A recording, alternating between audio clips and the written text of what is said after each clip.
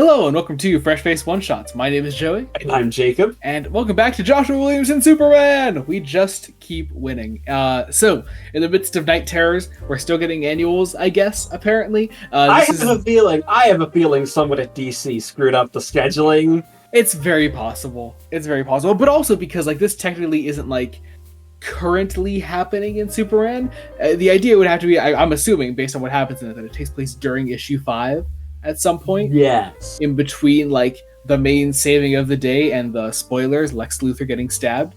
Because, that is not the focal point of this annual. This is Superman Annual 2023. DC's been doing this thing for a while where they don't number their annuals. They just put the year on it, which makes sense. But I still have a hard time getting used to it because I'm so used to being annual number whatever.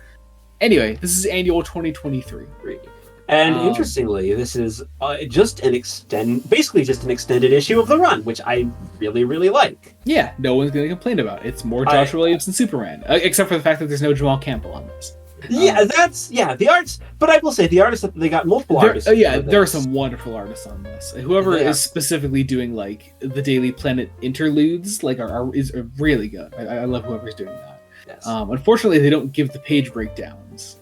They sadly do not, which is a shame. But yeah. But let's get into this. So we're looking at these first couple of panels again. I really don't know. Just the ending of the issue took me by surprise. Looking at these first couple of panels again. My God, I'm so ready for this. For where the run is going, I should say. Yes. But, Superman is fighting Toyman, and it looks fun. It looks like it would be a fun issue on its own, but instead we are focusing on what is happening across the way in Metropolis at the Daily Planet, as Lois Lane, still acting editor-in-chief due to Perry White's absence at the moment, is briefing her reporters and her photographers and being like, "Hey, we need headlines," So we have a classic JLA lineup on the side here, but it's people that work at the Daily Planet. It's really funny, especially that Clark Kent is he has no picture there because he's on assignment. But you have Lois, Jimmy, Kat, Trish, Steve Lombard, because of course Steve Lombard is here. I mean, Lisa Lombard, Ron Troop, Erica Edge, and Miko Ogawa. Really, really cool. Just really delve into the people that work at the Daily Planet. I just kind of love that. As well as getting a pretty much an issue where Lois Lane is kind of our main focus in a way. Yeah, that's awesome. I mean, Williamson has treated Lois as a character really well throughout his run so far, but having this issue specifically dedicated to her is really nice. Yeah, to her as editor-in-chief, to her as getting the story, realizing because. What's interesting is Lois is a bit concerned about the fact that print media is dying, and that it seems that the Daily Planet has just been doing more of the same. Mm-hmm. In our Justice League lineup, under our character names, we have sort of their role at the Planet. So Steve Lombard is sports. Yes, I mean that's all that matters. Steve Lombard is sports. And so we have, Lois Lane trying to get ideas pitched, and we have. And the idea is that they're all just pitching the exact same thing they always do, and so Lois step outside your comfort zone, so she gives them all assignments to go out and do their own thing. So I don't know, I love seeing Lois in charge. I love seeing her as boss at the Daily Planet. It's great. I don't know, I love her. So everybody's roles are switched up. Also, Cat Grant gets some very interesting pathos. Mm-hmm. Cat also wants to do a story about Jimmy Olsen being in a relationship with Silver Banshee. Yeah. So we go into our first little segment here at Supercorp, and I believe this is meant to be Lisa Lombard, correct? Yes, this is Jimmy Olsen and Lisa Lombard at Supercorp. Specifically, under the table to also investigate one Mercy Graves. Mm-hmm. And Mercy is going to give them a tour, offers them merchandise that Superman just flat out rejected to be able to sell, which is a very business decision to print a bunch of merchandise and then not be able to sell it. Yeah. I've been saying this since the first issue of the run, but I really do think that Williamson has something really big planned with Mercy Graves, and he just keeps Like he's dropping hints. Yeah, he just keeps like shadowing her in this like really like bizarre exterior that like you don't typically see from Mercy, and I can't wait to see like what he actually has planned for her. Because in this one of the questions we get at, first off, is, you know, you've always been Lex Luthor's right-hand woman. You still call him Mr. Luthor, and you seem to not have an actual past. Like, these questions that don't get answered, Williamson is lampshading them, but lampshading them very, very well, clearly, because there's going to be answers later on. Mm-hmm. But meanwhile, Parasite is working at Supercorp now. I love the way he's characterized here so much. He's just kind of this guy, Yeah, right? he's like carrying these boxes. Jimmy Olsen freaks out and he goes, "What's up, gingerbread?" Like, I don't know. He's just really funny. First off, I love the idea of, again, Superman giving his villains a second chance. Yeah. Of rehabilitation. Yeah. And using Supercorp as a way to do that for some of the villains is a fascinating use of the time. Because obviously, like, Parasite has this bracelet that is basically contained, like, feeding him energy, so he's, you know, well fed and satisfied.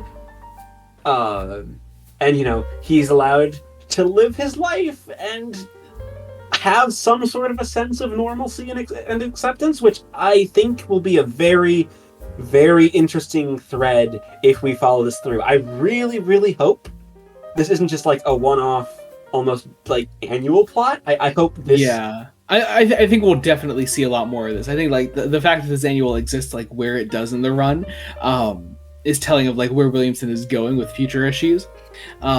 But also, one of the baby parasites is still out there roaming around. But it's no longer a baby's parasite. It's now a giant scorpion parasite thing. Mm-hmm. They think it's Rudy at first, and then like Rudy steps in and like, you know, stops them from destroying it, and he keeps him as a pet. And I just like, again, I can't get over it. It's so funny. Really, really sweet stuff. Mercy calls it, yes, Parasite, you can totally keep your cute, adorable parasite puppy. See, I have a heart. It's just so funny. I love it. It's really, the big question is, what the fuck is your angle, Graves? What are you planning? And Jimmy snaps a photo. Then we go back to Lois. Superman has stopped Toyman, or at least the mechanical Toyman that he's been fighting up to this point. Oh yeah, because there's a regular Superman story going on. Just but it's the background here. Yeah, it's great. So Lois is pissed at Steve because Steve did go to talk to Livewire for an interview, and she didn't want to talk about sports, so he didn't do the interview. He just came back. I should say we have both been watching My Adventures with Superman. Yes. And that there are certain characterizations in that show that perfectly line up with right now. And Steve Lombard is one of them. Yes. But yeah, so Steve says like, well, I mean, hey, if you want to talk to that, in his words, that mouthy broad, you got to do it yourself. And so Lois is like, sure, I'll go. Let's do this. So she goes to talk to Livewire. And as she is going to have this interview with Livewire, one of Lois's old enemies, the Red Cloud, is here. She hears that Lois Lane got a promotion, and so she gets pissed off and breaks out of her cell. She starts going after Lois and Livewire, and through all this, Lois gets Livewire to help her out because, you know, it'll get her, you know, a front page story, and there's no better way to get like new subscribers. Because again, I love the modernization of Livewire as a podcaster. I mean, it works so well with their like DCAU original characterization. Like, yeah, it's the perfect. It's a perfect modernization. I can also imagine Lori Petty's voice in every line. Oh, absolutely. Like, yeah. I mean, so much of this run has really felt like, you know, Superman the Animated Series inspired. Just in the way that, you know, Williamson characterizes certain characters here, like with Livewire and with Parasite, I would argue. You know, so these like really line up really well. And again, I just love Livewire's characterization here. Lois breaks her out. She fights off Red Cloud, and there's a great line here that I'm trying to find. Oh yeah, here we go. Yeah. Red Cloud's like, why are you helping her? And Livewire says, because she wants to interview me, and if you kill her, that ain't gonna happen. So like and subscribe, bitch. It's a great fucking line. Great fucking line. We stop Red Cloud, and Lois gets her interview with Livewire. And then we have our more significant, like our fairly significant actual Superman scene, where Superman goes and finds Toyman, who has been injured heavily, like he's bleeding profusely. I'm not sure. This is another art switch at this point that you can tell, and it gets really moody and like and like the reality of like what has happened to Toyman in this moment is like hits really hard. And there's no doubt that like Graft and Farm are the ones behind this.